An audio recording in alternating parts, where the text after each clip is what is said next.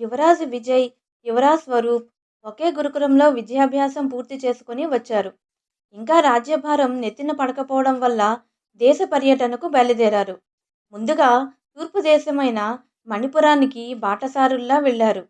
అక్కడొక సత్రంలో బస చేశారు. ఆ సమయంలో రాజ్యంలోని ప్రజలందరూ ఒకే విషయం గురించి చర్చించుకుంటున్నారు. అదేమిటంటే యువరాజుకు వచ్చిన వింత సమస్య గురించి. మణిపుర యువరాజ్ సాకేత్ పగలంతా ముసలవాడిలా నడుం వంగిపోయి, జుట్టు తెల్లబడి, బోసినోటుతో అయిపోతున్నాడు. కానీ చంద్రోదయం అవ్వగానే తిరిగి యథారూపానికి వస్తున్నాడు. మణిపుర మహారాజు త్రివిక్రమవర్మ కలవని మాంత్రికులు, సిద్ధులు, వైద్యులు లేరు. తిరగని పుణ్యక్షేత్రమూ లేదు. కానీ యువరాజుకొచ్చిన ఈ వింత సమస్యను ఎవరూ పరిష్కరించలేకపోయారు. ఆఖరికి ఒక మహర్షి ఒక పరిష్కారం సూచించారు. అదేమిటంటే చంద్రిక అనే వనంలో సప్తిక అనే మణి ఉంటుంది. ఆ మణి సూర్యకిరణాలు పడే సమయంలో అరుణవర్ణంలోనూ, చంద్రకాంతి పడే సమయంలో ధవళవర్ణంలోనూ, నీటిలో ఉంటే నీలిరంగులోనూ ప్రకాశిస్తూ ఉంటుంది. ఆ మణిని తెచ్చి యువరాజు సాకేతుకు తాకిస్తే ఆ సమస్య పరిష్కారం అవుతుంది అని తెలిపారు. ఇప్పుడు ఇదే విషయాన్ని మణిపురంలో దండోరా వేయించారు. ఈ విషయాన్ని ఆ రాజ్యంలో అందరూ చర్చించుకుంటున్నారు ఇప్పుడు. అయితే సప్తికా మణిని సాధించడం అంత సులభం ఏమీ కాదు. చాలా దుర్లభం. పేరుకు తగ్గట్టే సప్తికా మణి 7 ద్వారాల ఆవల ఒక బంగారు రంగులో ఉండే కొలంలో ఉన్న 7 బంగారు పుష్పాల్లో ఒక దానిలో ఉంది. ఆ 7 ద్వారాలను రక్షిస్తూ 7గురు యక్షులు అదృశ్య రూపంలో ఉంటారు. ఇంతకీ ఆ 7 ద్వారాలు ఎక్కడ ఉన్నాయో ఎవ్వరికీ తెలీదు. దండోరాలో ఎవరైతే ఆ మణిని తెస్తారో వారికి అర్ధరాజ్యం ఇస్తానని ప్రకటించాడు మహారాజు. అర్ధరాజ్యం మీద ఆశ ఉన్నా ఎవరికీ కూడా సాహసం లేదు ఆ పనికి. విజయ్ స్వరూపులను ఆ విషయం చాలా ఆకర్షించింది. దీని అంతేంటో చూడాలని చంద్రికావనానికి బయలుదేరారు ఇద్దరు.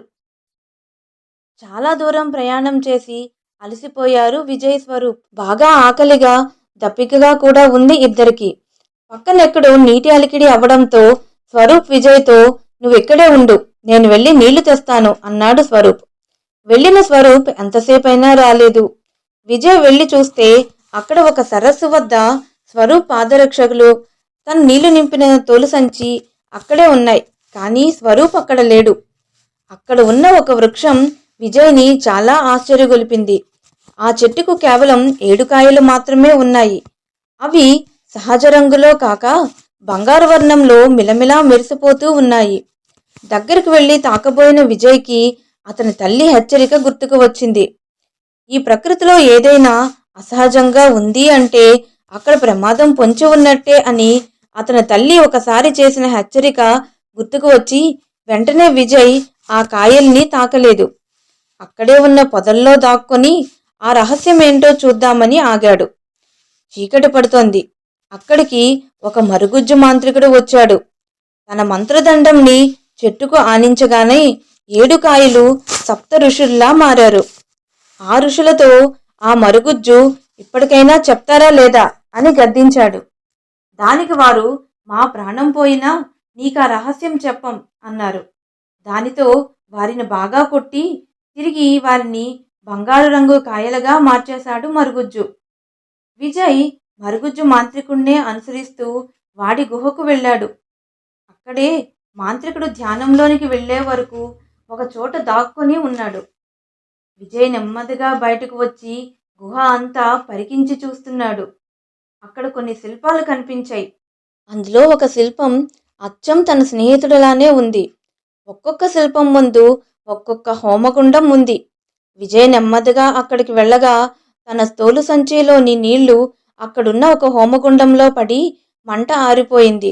వెంటనే దాని ఎదురుగా ఉన్న శిల మనిషిలా మారింది.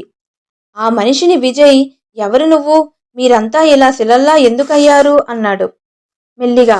దానికి ఆ మనిషి, ఆ మరుగుజ్జు మమ్మల్ని ఇక్కడ బంధించి బలి ఇవ్వాలనుకుంటున్నాడు అన్నాడు. దానికి విజయ్, మీకేం భయం లేదు, నేను వాడి అంతం చూస్తాను అన్నాడు.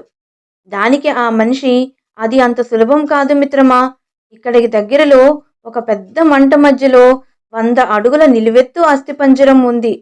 దాని 2 కళ్ళల్లో 2 ముత్యపు చిప్పల్లో 2 పెద్ద పురుగులు ఉంటాయి. అవే వీడి ప్రాణాలు. కానీ ఆ అస్థిపంజరాన్ని నిరంతరం 1000 నాగులు కాపలా కాస్తూ ఉంటాయి అన్నాడు ఆ మనిషి. దానికి విజయ్, మరేం పర్లేదు, నేనీ కార్యం సాధిస్తాను అన్నాడు. దానికి ఆ మనిషి, నీకు సూర్యోదయం వరకు మాత్రమే సమయం. సూర్యోదయం కాగానే మేమంతా మైనపు ముద్దల్లా కరిగి ఈ మంటల్లో పడిపోతాం అన్నాడు.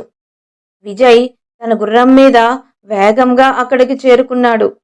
మరి విజయ్ ఈ కార్యాన్ని సాధించగలుగుతాడా లేదా అనేది మనం తర్వాత పార్ట్లో చూద్దాం.